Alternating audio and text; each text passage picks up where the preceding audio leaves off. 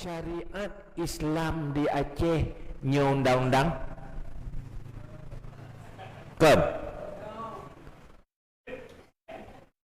undang-undang syariat Islam yang na di Aceh nya undang-undang so menteng yang nguruh Aceh diamanahkan le undang-undang wajib jalankan syariat yang mana berarti yang pimpin Aceh pemimpin syariat. Bahkan salah satu kewajiban yang paling utama jalankan syariat. Kiban bunyi yang maksud bunyi setiap kebijakan dan pembangunan yang di Aceh harus berfondasikan syariat. Maka pemimpin Aceh pemimpin syariat.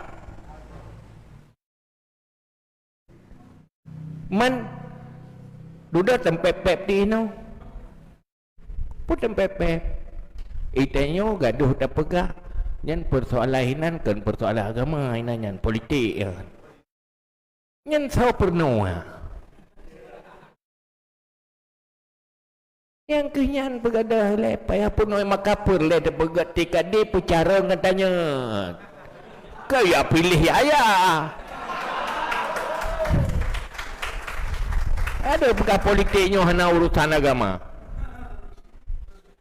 nanggronya syariat dari provinsi sampai ugampung itu pemimpin syariat karena kebijakan dia harus bersyariat menyokana urung mufum syariat baru pegat atayan yang baik ni atuh boh mano bak kleung ni atuh boh kleung bak mano ya mbak meho kacara alah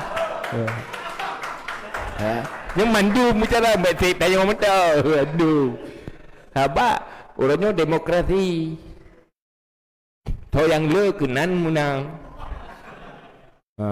lahap mandum.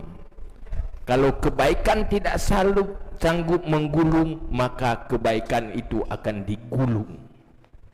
Itulah demokrasi.